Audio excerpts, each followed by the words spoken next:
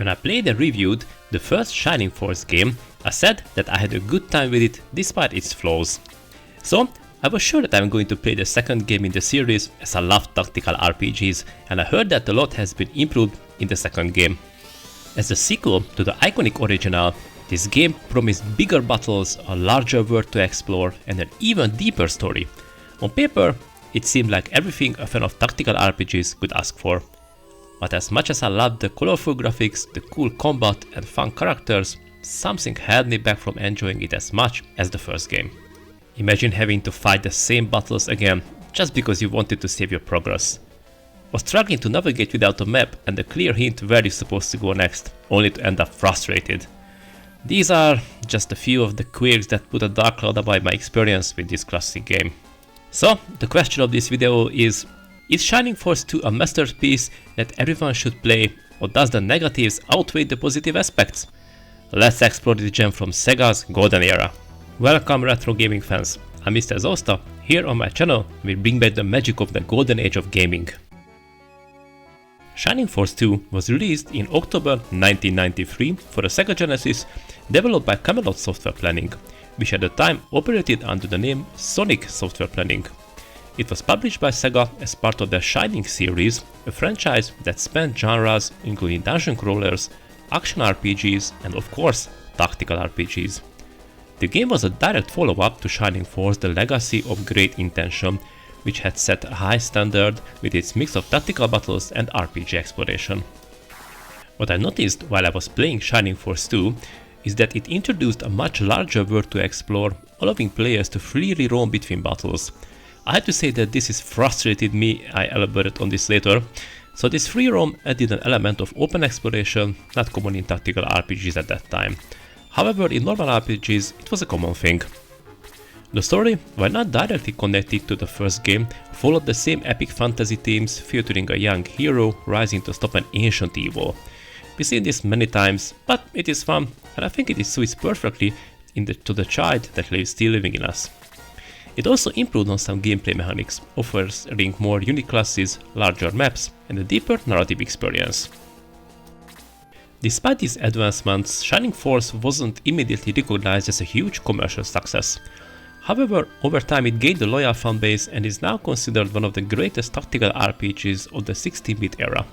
Its influence can be seen in modern tactical RPGs that still draw inspiration from its grid-based combat and character progression.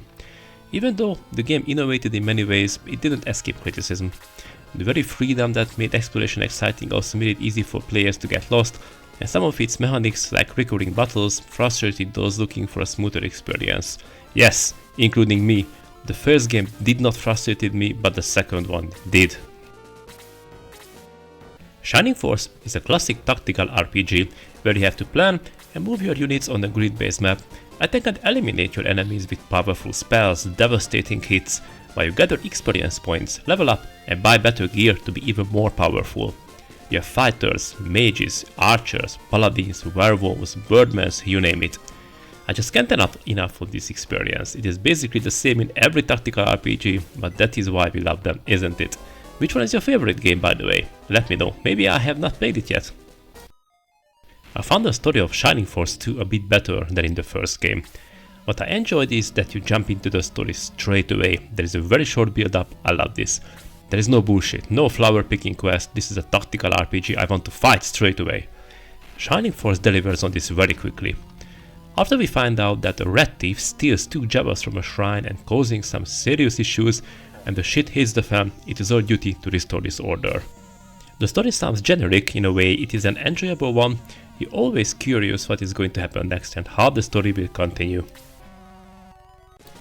Battles are the core of the tactical RPG games.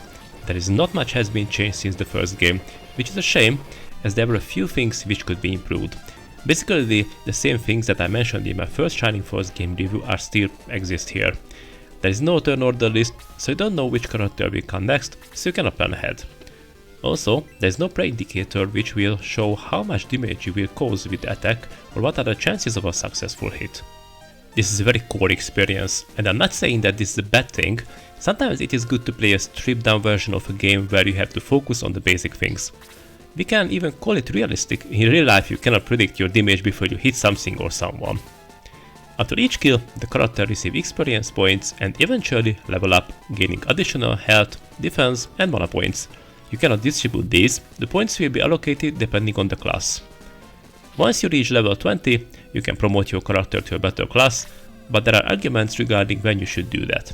Generally, it is recommended to do not straight away promote them once they reach level 20, but regarding this, do a bit of research on specific forums or on Reddit sites. Let's see what I enjoyed in this game. What was good in the first game, it is still there. Not much has been changed in the visuals, but it is good. I loved it in the first game, I love the pixel art here as well. Yes, the graphics on the maps and in the towns are dated, but let's ignore that, who cares if the game is good. I abandoned quite few modern tactical RPGs which were beautiful but boring. Shining Force 2 looks and feels like the first game, which is not a bad thing, but there are a few noticeable things which has been improved. You can attack diagonally with some units, this was not possible in the first game. The variety of the levels are still good, and the design is clever. You need to plan how you move your units on the different maps, and this is the most important thing in a good tactical RPG.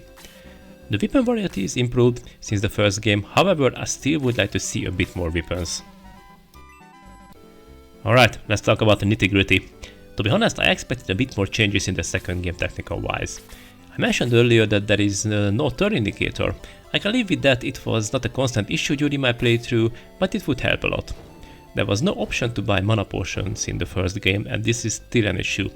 Interestingly, somehow because of the leveling, I not had much issues with the lack of mana, but I noticed it a few times that it would help in some situations.